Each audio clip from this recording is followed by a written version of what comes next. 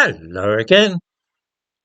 The other day I spoke of the Pakistani Muslim community in Britain and explained how the custom of marrying cousins or even closer relatives, marriages between uncles and nieces are not unknown, has had the effect of reducing the average IQ of those in this country of Pakistani Muslim heritage.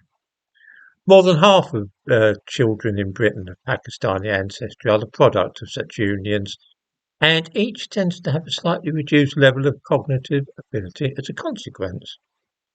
In this case, culture and genetics work to reduce the overall average intelligence of an ethnic group.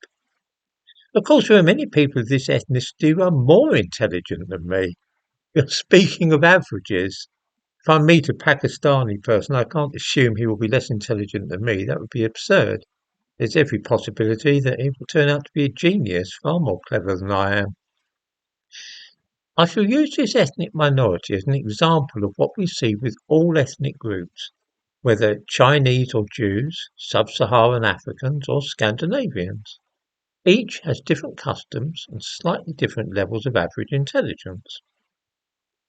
We come now to the crux of anti-racism, which is that recognition of such a state of affairs must inevitably lead to hatred of those ethnicities who might, due to a combination of culture and genetics, have a slightly lower average intelligence quotient.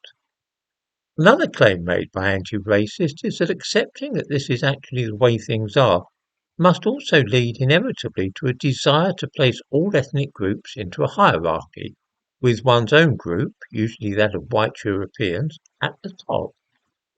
A moment's thought will soon show how mad both these ideas are.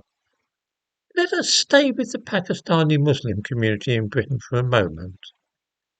It is certainly true that because of religion and other cultural traditions, the members of this community tend to marry relatives, and that this results in inbreeding depression. The children of such marriages usually have an IQ of perhaps 3 points lower than average, which isn't particularly significant. Average IQ is 100, so someone with an IQ of 97 is still pretty well within the average. So it is that, as a whole, those belonging to this community are slightly less intelligent than average. Does this mean that I am likely to hate them, though? Do we usually hate people who are a little less intelligent than we are? I haven't noticed this happening. Does it mean that we feel superior to them? Do viewers go around deciding who might be a little less intellectually able than they are themselves, and then gloating in a feeling of superiority when they are able to identify such individuals? Again, I rather doubt this. As for the idea that this means that I might be able to revel in establishing racial hierarchies with my own group at the top of the tree, that too is quite illogical.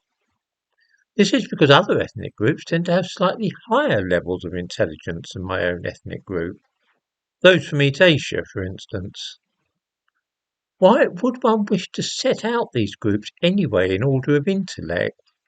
That is not the most important characteristics of humans, when all's said and done. Why should we wish to consider this? Why think about this matter at all? The answer is fairly clear to most of us.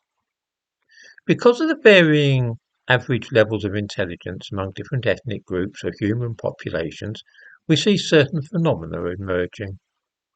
Our best and most academic universities tend to have many Gujarati Hindus and Chinese students, but very few of Pakistani heritage.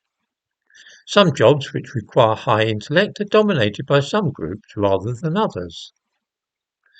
The current trend, as pushed by anti-racists, is to ensure that every public body, university, company or organisation has a certain proportion of various ethnicities, roughly corresponding to their percentages in the general population, and if this is not seen, then it is claimed that this is a sign of institutional racism.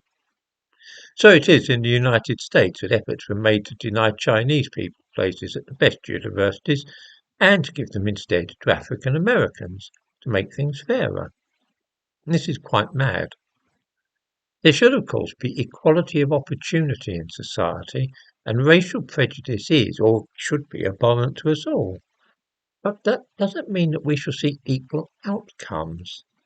In Britain, Hindus are more likely to have high incomes than white people, but Pakistani Muslims are likely to have lower incomes than either Hindus or white people. This is not an injustice caused by racism, but a natural consequence of cultural and genetic differences. Anti-racism attempts to rig the deck so that each hand that is dealt is identical in value, and if we played poker then every player would have three of a kind, or perhaps a running flush, or even four aces. Unfortunately, humanity is not like that, and trying to impose an artificial order in this way is doomed to failure. Genetics and blood will eventually cause unequal outcomes, and there is nothing at all to be done about it.